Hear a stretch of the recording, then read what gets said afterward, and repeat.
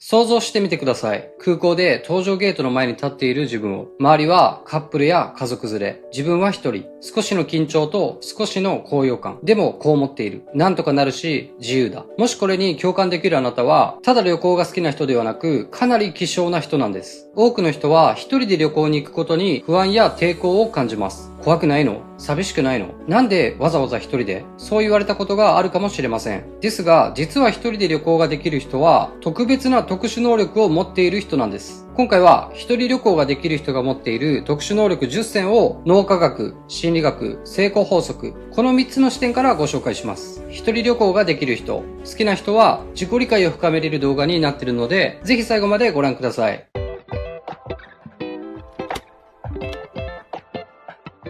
一人旅行ができる人が持っている特殊能力10選。1、人生をゲーム化できる力。正直に言うと、普通に生きようと思えば、人生はずっと同じパターンで生きられます。週5で会社に行く。平日は会社と家の往復。休日は家でゆっくりするか、ショッピングモールに出かけるくらい。会う人も大体同じ。安全で安定していて、大きなトラブルもない。でもその代わり、刺激も少ない。この変わらない毎日で脳がどうなるか。脳には予測装置があります。毎日同じ行動を繰り返すと、脳はそれを予測できるようになります。予測できることには、ほとんどドーパミンは出ません。つまり、パターン化された変わらない人生は、脳にとって省エネモードで退屈なんです。でも一人旅は真逆。道に迷ったり、店が閉まってたり、予定が崩れたり、外国人の観光客に急に話しかけられたり、予測できないことが次々に起こります。ここで普通はストレス反応が出ます。でも、一人旅できる人は、まあこれもイベントかと捉えられるんです。これがゲーム化現象。脳科学的には予測誤差が起きた時、それを脅威と解釈すると、ストレスホルモンであるコルチゾールが出ます。しかし、挑戦と解釈するとドーパミンが出ます。このドーパミンは SNS の通知やショート動画のスワイプで出る瞬間的な快楽とは違います。自分で意味付けを変え、挑戦として受け止め、乗り越えた時に出るいいドーパミンなんです。同じ出来事でも意味付けで脳の反応は変わります。これを心理学ではリフレーミングと言います。一人旅できる人は自分を意図的に予測不能フィールドに置いてるんです。人生をただ消費するのではなく、あえてイベントが起きる場所に行く。あえて道に入る。これができる人は人生そのものをゲームとして扱えます。成功者の共通点とも類似しています。多くの成功者たちは環境を変え、思考を変え、確実じゃない状況に飛び込む。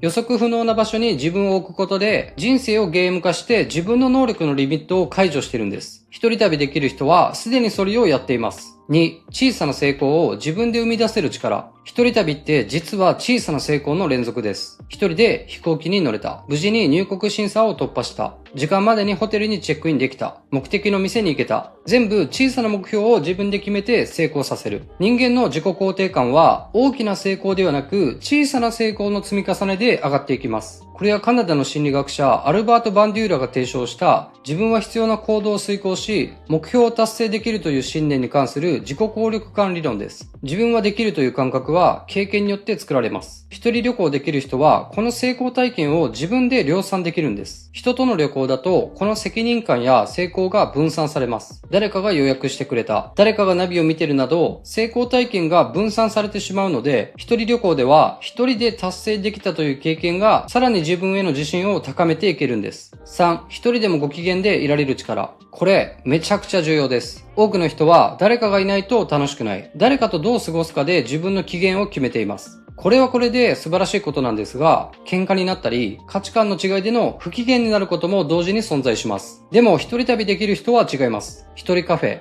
一人散歩、一人で景色を見る、一人で自分が好きなご飯屋に入る、一人でご機嫌な状態を作れる人なんです。人は外部刺激依存になるとドーパミンが他人任せになります。でも一人で楽しめる人は内発的動機が強い。これはアメリカの心理学者であるエドワード・デシとリチャード・ライアンが提唱した自己決定理論でいう自律性、有能感、関係性のうち自律性が高い状態。他者からではなく自分の中に楽しみの源がある。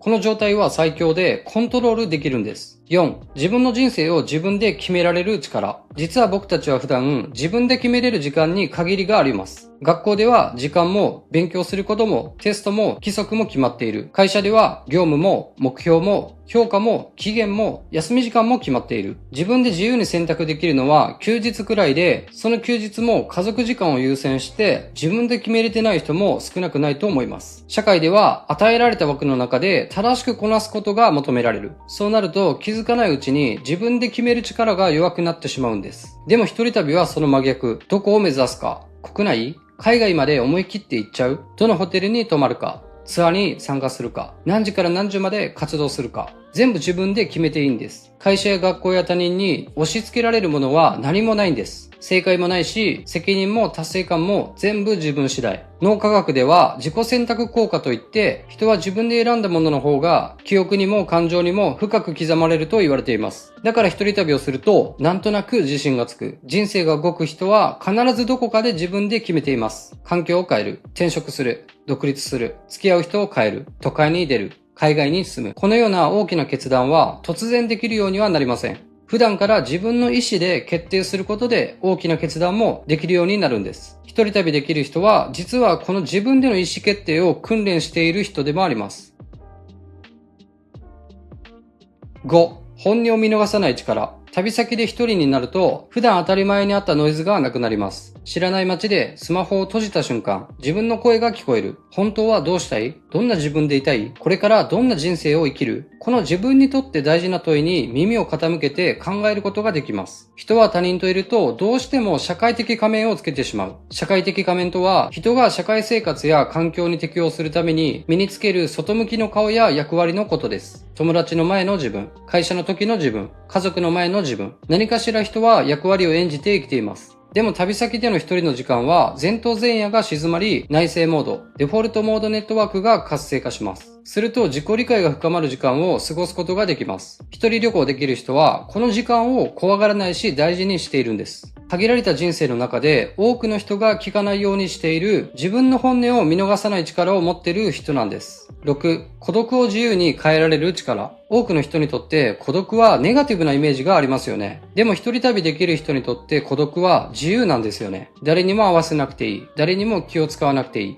すべて自分のペースで決められる。心理学的に孤独には2種類あると言われています。孤立はネガティブ。選択的孤独はポジティブ。一人旅はこのポジティブな選択的孤独の方なんです。自分で選んだ孤独は脳にストレスではなく安心を生みます。なので孤独が怖くなるどころか、もはや解放、自由と感じるんです。孤独を愛せると自分がすべきことに集中できます。常に誰かに依存し、誰かといると本当にすべきことに集中できなくなり、本当にすべきことが何かすらわからなくなります。戦略として孤独を選べる人は、実は人生戦略においても有利なんです。僕は日本の熱海にいた頃は仲間と常にいたし、一緒に住んでました。それはそれでいい点もあったんですけど、自分に集中できなかったんです。一人でタイに移住してからは、自分が今すべきことを理解し、集中できています。孤独は弱さではなく、武器であることを実感しています。7、少数派になれる力。一人旅ができる人ってそもそも少数派なんです。旅行している人でも少ないのに、一人でとなるとさらに希少な存在なんです。ほとんどの人は誰かと一緒じゃないと不安。一人で海外は怖い。浮きたくない。無意識に多数派に合わせます。でも一人旅行できる人は違う。みんなが休日は家でゴロゴロしたり、ショッピングモールに行くとき、あなたは知らない街を探索している。人間は本能的に同調する生き物です。集団から外れると脳は軽いストレス反応を出します。これは進化の名残で、昔は群れから外れることがかなり危険な行為だったんです。だから生物として少数派になることは本能的に危険と感じるんです。でも一人旅できる人はその不安を超えて動ける人、つまり多数派イコール正義、同調圧力に支配されにくい。これが少数派になれる力。成功者はほぼ例外なく少数派です。多数派はみんな挑戦することや未知なことにやめとけと言います。多数派は安定を選ぶからです。しかし少数派は可能性を選びます。一人旅行できる人は、すでに多数派の安全よりも少数派の自分の選択を選んでいる人。8、動くことでチャンスを増やす力。一人旅は視野の拡張でもあります。家と職場の往復がメインの人生だと、出会う人はほぼ固定化されます。それはそれで悪くはありません。でも世界はもっと外に広げられます。移動すると何が起きるか。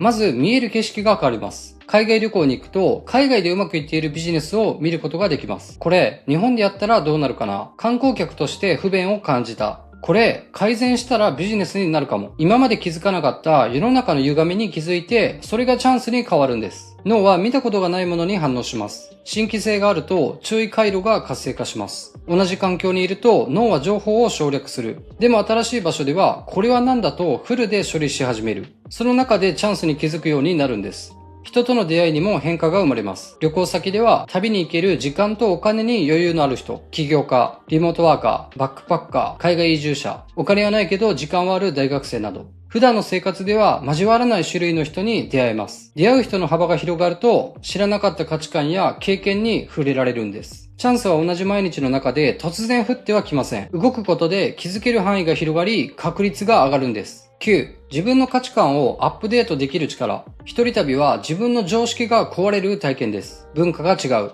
これまでの自分のルールが通用しない。当たり前が揺さぶられて一度壊れるんです。破壊の後に想像は生まれます。僕が移住したタイでもトイレに入ると一部の店を除いて紙がないことが多いです。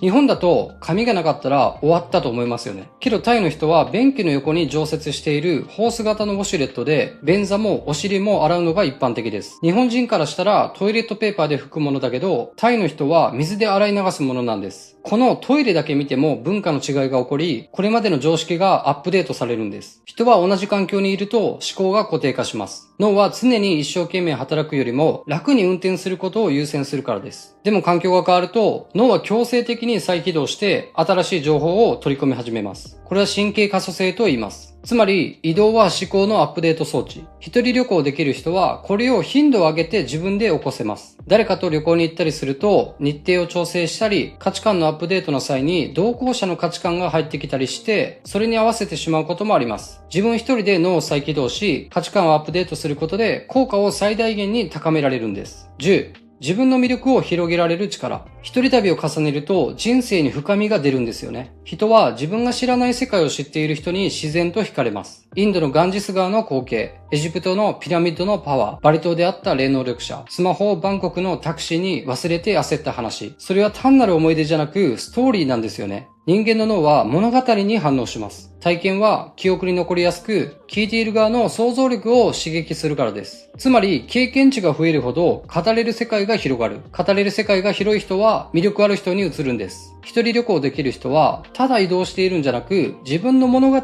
増やしている人。その経験は同時に自分の魅力を広げています。どうでしたか？こうやって深掘ってみると、一人旅行ができる人はもうめっちゃすごいんですよね。自分で決めて、自分で動いて、自分で世界を広げられる。それができる人は世の中で少数派で希少なんです。僕自身もタイに移住したり、日本全国を回ったり、旅するように人生を生きることを大事にしているので、今後もこのチャンネルでは旅と人生にまつわるお話も発信していきます。共感できた人は一人旅のエピソードやコメントなどぜひお待ちしております。このチャンネルではこれからも世界の実業家たちのためになる情報や自己理解や成功法則を軸にあなたの人生のスイッチを押す発信をしていきます。ここまで見ているあなたは本当にすごいです。その探求心と集中力はすでに変化が始まっている証拠。最後までありがとうございました。ではまた次の動画で会いましょう。